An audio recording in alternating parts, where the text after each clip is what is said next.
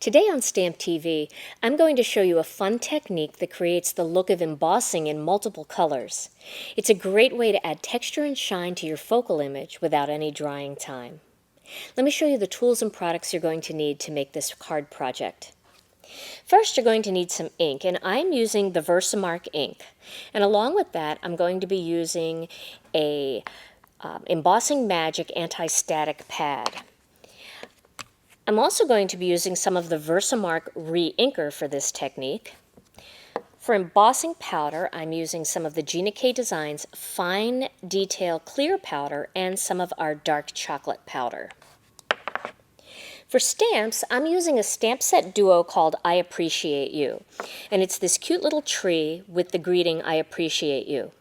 I really like this tree for this time of the year when we're going into autumn and we can create some autumn cards, but I also love this one for spring and summer because we can use it to create summer cards and spring cards based on how we color the leaves. For ribbon, this is our Gina Design's double-stitched dark chocolate, and it's 5/8 of an inch. For cardstock, I'm using some of our white cardstock along with dark chocolate and honey mustard. Here's some of the We Are Memory Keepers baker's twine, and this is the brown. This is a light brown, though. All right. Then I'm also going to be using an empty water brush. This is the Niji Water Brush with the small tip, and I'm going to be using that for part of the technique today. Some extra little things here. I'm using one of our wood buttons and buckles and buttons. This is the heart button. I also have some of our glue dots and some 1/4-inch pop dots. And then I'm also going to be using this embossing folder. This is by Lifestyle Crafts. It's their Goosebumps line. And this particular folder is from a 2-pack called Lattice. Both folders in this 2-pack are fabulous. I'm going to use this one today, but you'll love them both. Now I'm going to be coloring this with some Spectrum Noir markers. And the colors I'm going to be using are EB6, GB11, OR1, and OR3. And I'm also going to be using a craft pick to help feed that baker's twine through the button, a little bit of adhesive, some scissors, and an extra acrylic block. And I'll show you what I'm going to be using that for in just a few minutes. For embossing, I'm using my Marvy heat tool, and for dry embossing, I'm using the Cuttlebug. So to begin, I want to grab this particular piece of cardstock, and I want to use the Embossing Magic Pad over it to remove any static or any oils from the lotion I have on my hands. And I'm also going to grab this one and put some Embossing Magic all over this one too, because this is where our greeting is going to go. All right, so I'm going to start with the tree stamp. And I'm going to ink that up using some of the VersaMark ink. I'm inking this up real well with the VersaMark.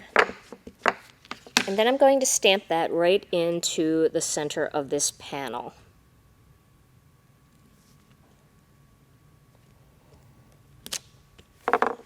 Then grabbing an extra piece of cardstock that's folded in half, I'm going to use the dark chocolate embossing powder to sprinkle over this image.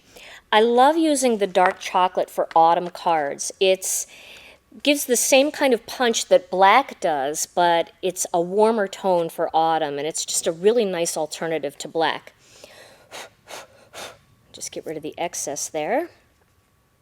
Okay, I'm going to put this aside for a second, and then I'm going to do the same thing by stamping the I Appreciate You greeting at the bottom of this piece of cardstock.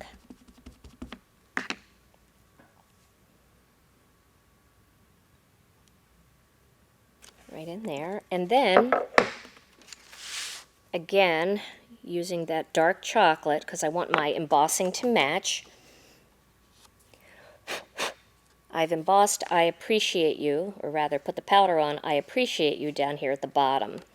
And you do want to make sure there's no strays, because they will emboss when you hit them with the heat tool.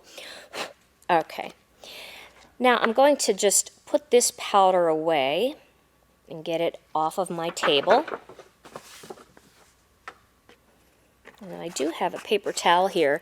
Another great way to clean up embossing powder or glitter is using a Swiffer, one of those little dusters. You might have some of those in your house already.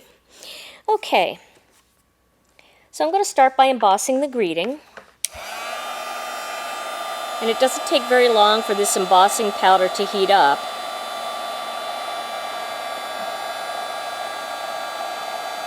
I really like this brown. It's such a great look. So there you go, there's that. And then the tree.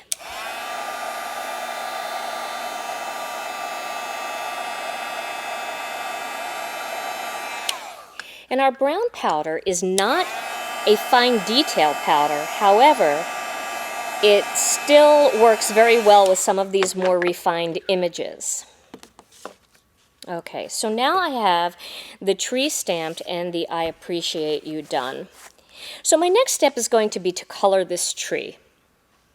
I'm going to start with my lightest color orange, and that is the OR1. And I'm going to use the fine tip of this Spectrum Noir marker. And I'm going to color in all these little centers of these leaves using this particular marker. And the question has come up in our forum at stamptv.com about whether or not it's okay to use Spectrum Noir or other alcohol markers like Copics, Prismacolor, any of those with embossing powder. And I haven't really seen any information saying that you shouldn't use them together. I've been using them together for a while now, and I haven't experienced any problems with either my images being melted or anything like that, or my markers getting ruined. So I would say that there's no problem at all. But if you're concerned, you can do a little bit of research, and you may want to use water-based markers for this if you don't want to use your alcohol-based markers. Now I'm going to go to the darker orange. This is the OR3. And once again, using the fine tip, I'm just going to touch the top of each of those leaves. Kind of do a little V almost. That's a small one. And I'm turning it as I go because I want the depth to come from all different angles on these leaves. I don't want them all just going the same direction. All right, a little bit more here.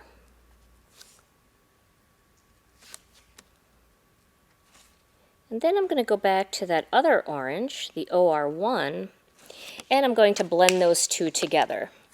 And I'll do that just by pulling down the color a little bit, by just running that marker over that darker orange. You can see how that's blending it together. It's so easy to do.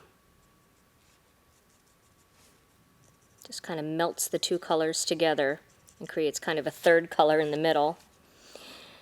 Doesn't this color combination kind of look like candy corn?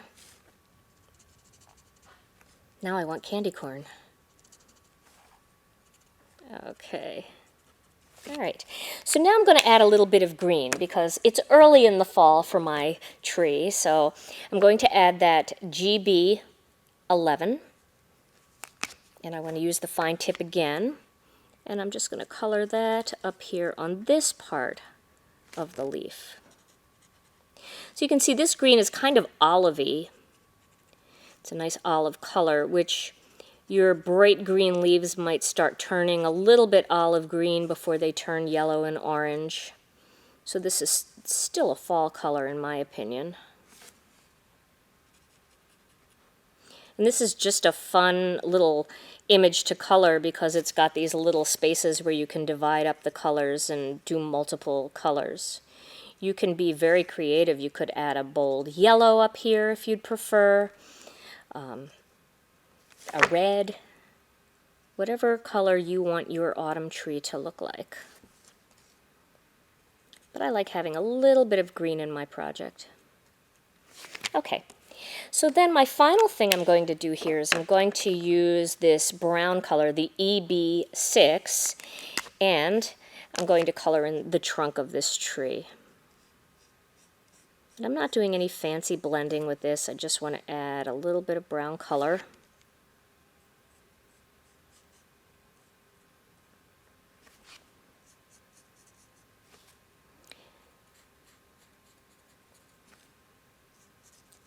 Almost done this part. Okay.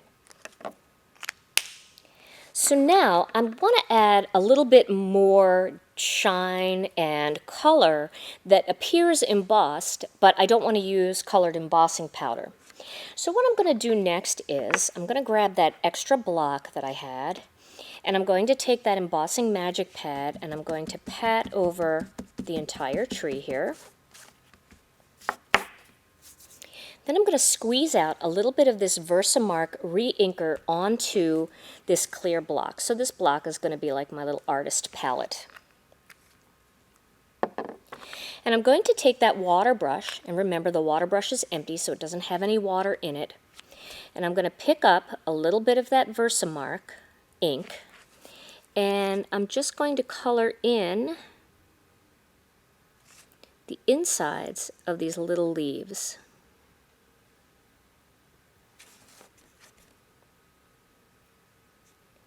And you want to use a small tipped brush for this. Now, if you don't want to use your water brush, I can understand that you may be apprehensive to do that. I just wash my brush with soap and water, and I haven't seen any problems with it. However, there are tons of tiny little paintbrushes that you can get at your local hobby store, craft store, art store that you can use just for this technique that are very, very inexpensive. For those of you who do nails and do your own nails fancy, you might have a little nail art brush that you can use for this fine detail stuff too. And just applying that inside each of those inner colored spots. Okay, now using that same scratch piece of paper again, I'm going to grab my clear embossing powder and I'm going to sprinkle that over my tree. And again, blowing away the excess. Okay. Now, if you see anywhere that you don't want it to be, you can kind of scratch it away. Okay. Just put this aside. And now I'm going to emboss this with the heat tool again.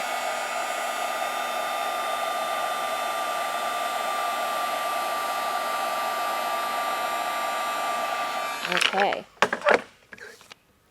So now I have this little tree image, and you can see the shine there is brown shine where the outlines are from the dark chocolate, and now you have this glowing orangey yellow part that's shiny, but the green parts are not shiny. So that kind of gives you a really neat look and adds a little bit of texture and shine in there and really distinguishes the two parts of the leaves from each other.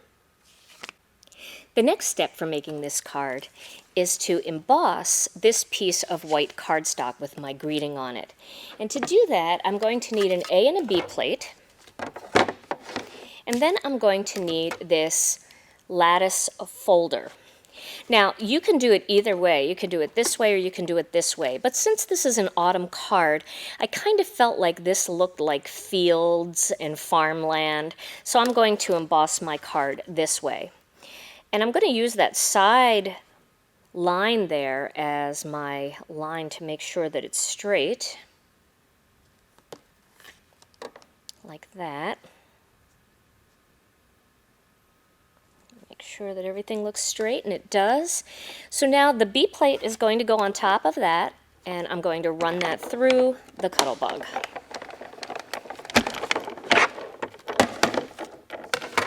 So that gives me that nice texture with my greeting at the bottom. I left enough space there. Next, I'm going to apply this panel onto some of the honey mustard cardstock. I'm going to do that just with some mono adhesive.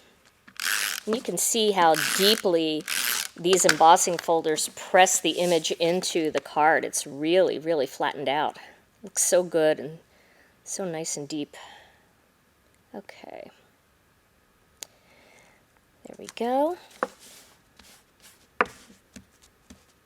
Now I want to add a little ribbon going across here to kind of cover up that line. Although that line does not look bad at all left open, I do kind of want to add some dark chocolate in there. So I'm going to cut a piece off here and flip this over. Let me get this lined up here so I know where I'm going on the back. I'm just going to go right to the very bottom with the bottom of the ribbon and flip that over. Add a little bit of tape and press that down. There we go. And now this whole panel is going to go on top of some dark chocolate cardstock, and that's what I use to make my card base. And you can always add a little bit of white or ivory cardstock inside a dark card base like this so that you can write on it and stamp on it. Or you can use a glitter pen or a gel pen and write with a nice bright ink inside on the dark cardstock. Okay, so now we have this card ready for a focal image. So I'm going to grab these two little pieces here along with my focal image and assemble them together using some of the mono adhesive.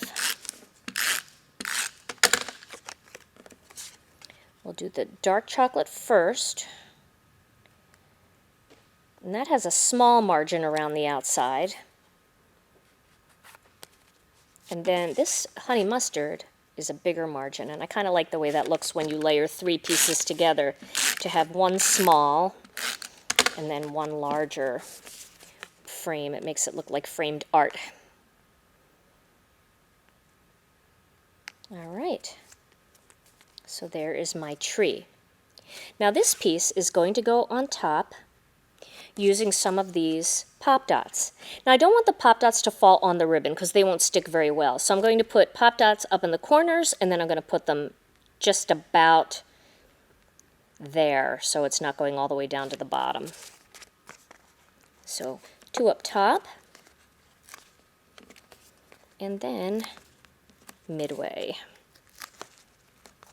And that will be plenty to keep it in place. However, if you prefer, you can add some extra pop dots in there. Let me hold that up so I can get it straight.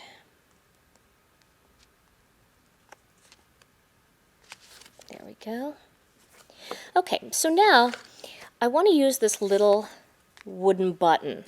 So I have a little bit of this baker's twine, which I'm going to cut, and then I'm going to fold it in half and kind of twist it a little bit more. And I'm going to go in one side. Let me go through the front here. You can decide what's the front based on the texture of the wood and what you see as far as the burnt edge. You can choose what you like better. You can also stain this. All right, so when you have a little bit of trouble like this, grab a craft pick and then you can stick it in there and use the pick to push it through. There we go. A little bit more. Okay. Then I'm going to even that out a little bit, and I'm going to tie a knot.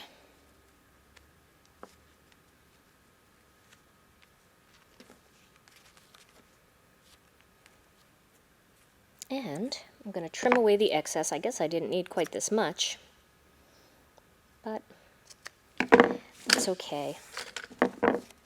All right, now I'm going to undo the twine because I want it to be like 4 little pieces sticking on each side, sticking out of each side. My heart has little whiskers here. Okay, there we go. Separate them. And now I'm going to use a glue dot or two. I think I'll put one right over here on this side. And one on the other side of the heart.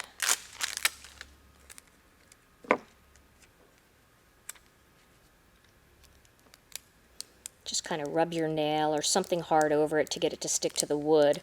That'll make it easier to peel off that backing. And then I'm going to apply that right down here in the corner at the bottom.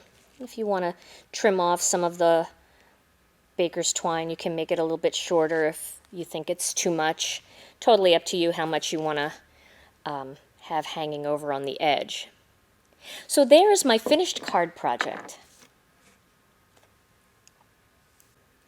Thanks for watching today's video, and don't forget to share your projects that you make using this technique in our gallery at stamptv.com.